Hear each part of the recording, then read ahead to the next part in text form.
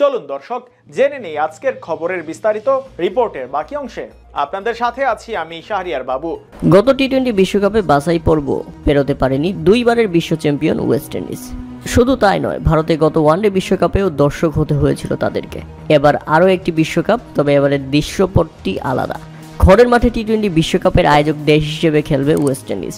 আসর শুরুর আগে ওয়েস্ট ইন্ডিজকে নিয়ে বড় মন্তব্য করলেন এবার দেশটির কোচ ড্যারেন সামি। উল্লেখ্য, 2012 এবং 2016 টি-20 বিশ্বকাপে ড্যারেন সামির অধীনে শিরোপা জয় করেছিল ওয়েস্ট ইন্ডিজ। তবে সেসব ঘটনা এখন অতীত। সোনালী অতীত হারিয়ে অনেকটাই ঢুকছে দেশটির ক্রিকেট, বিশেষ করে দলগত সাফল্যে। তবে এবার সেখান থেকে ঘুরে দাঁড়াতে চায় ক্যারিবিয়ানরা। তাই তো অস্ট্রেলিয়ার বিপক্ষে বিশ্বকাপের আগে প্রস্তুতি ম্যাচে নিজেদের সেই ঝলকটা একটাবার দেখিয়ে দিল তারা।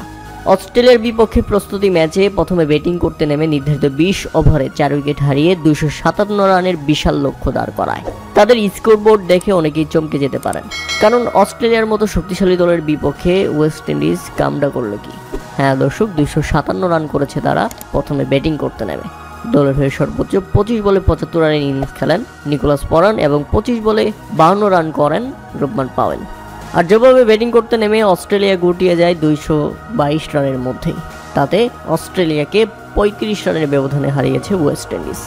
আর এমন জয়ের পর বিশ্বকাপের আগে আরও ভালো আত্মবিশ্বাস পেয়েছে ওয়েস্ট ইন্ডিজ। তাই তো আসন্ন বিশ্বকাপ নিয়ে ড্যারেন সামি বললেন, টি-20 দলকে নিয়ে আমরা গত বছর থেকে কাজ করছি।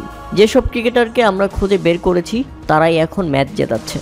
আমার মনে হয় এবারের প্রতিযোগিতায় আমরা পুরো বিশ্বকে নাড়িয়ে দিব।